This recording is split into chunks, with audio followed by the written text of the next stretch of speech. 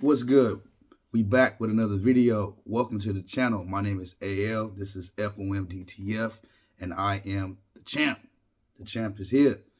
So look, y'all may be wondering, hey, what does F.O.M stand for? He keeps saying F.O.M. We don't know what this is for the people that just watching or the people that probably just forgot what it stands for. F.O.M stands for Focus on Me. DTF. That's what it is. F.O.M DTF. Bam, boom, boom, boom. That's what we're doing. So, people probably wondering, how did this brother know all this information? I didn't watch a lot of YouTube channels. I didn't just memorize this stuff. I actually learned it with these, hands-on.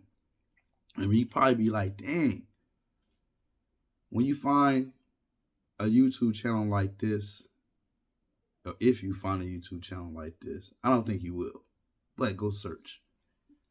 A lot of these videos pertaining to these large format printers are 5 months old, 2 years, 3 years old, and so far. Or the new people that's coming in and showing you these DTF printers, they are probably beginners. They probably just starting out. They probably been printing for a long time and just starting to put out videos, or just trying to make content for people to be aware, or just trying to promote and advertise their products, and not giving you the technical behind the scenes of what goes on to make these printers function the way they do, right? So I started off with a Cricut L1800 right here in the background. This is like my third or fourth one. No, my third one I had. No fourth, well, I sold a couple others, but this is the third one that I had, actually. It sits right here. Now you have Asian versions. You have prestige version of the L1800. You have cool color. You have Punran. You have a lot of different versions of this A3 printer. A lot of different versions. So, but I'm making this video right here if I can show you guys what's the daily routines. Now, let me take that back. I'm making this video to show you guys what happens if you have any type of problems with your ink cartridge, your maintenance tank, and how to identify these certain things that you're going to have before you start your printing process for the day. This is the most important part. The reason why I say this, because this is what people overlook. They skip this part and go right into, oh, the nozzle check. I'm having clogged, or I'm having banding issues. How do you know what's the difference between the clogged nozzle and air in your lines? How do you know the difference? That's what this video is going to pertain to.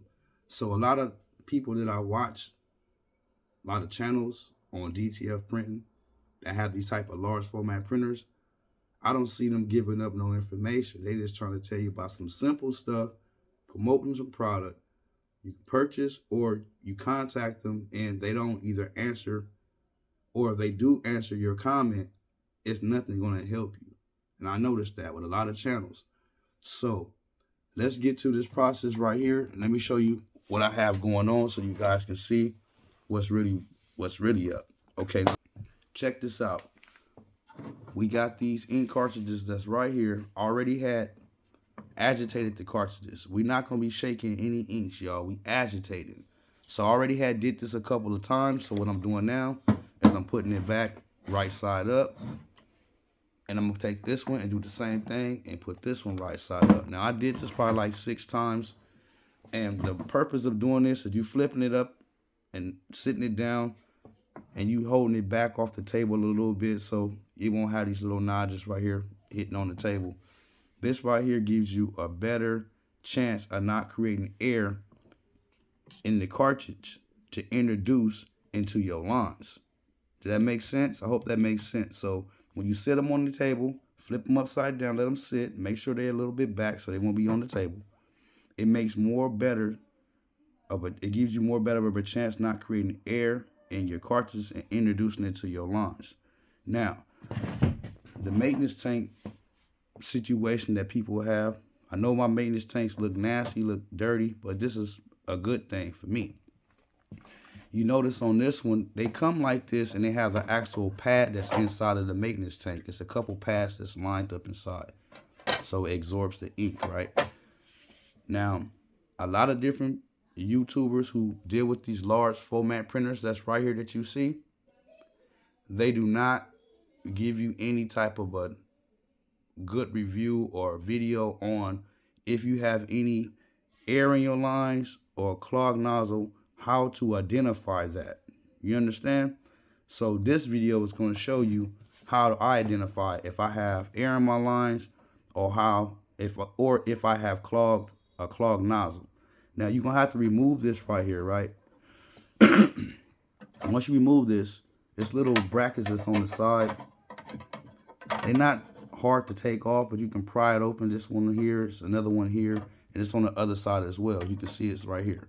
So once you take this off, you're gonna dump these pads that's inside of here. You're gonna take them out. You can dump them out if they're have a lot of ink on them. Just turn them upside down and pat on the bottom of it. Turn it upside like this. Pat on it, or pull them out with some gloves on your hand, or whatever the case may be, right? So once you get that, what I normally do is this. If I'm having any problems when I'm doing a nozzle check and I see inconsistencies inside my lines, broken or clogged, or if it look like it has any issues, what I would do is I will go look at what channel that has the clogged nozzle or air in the lines, because like I said, at this point in time, you're not going to be able to know, but we're going to assume it's either or. So when you do a maintenance, when you do a cleaning, you're going to do a cleaning in pairs and clean it on that channel that is actually having that inconsistency inside your lines, the broken lines.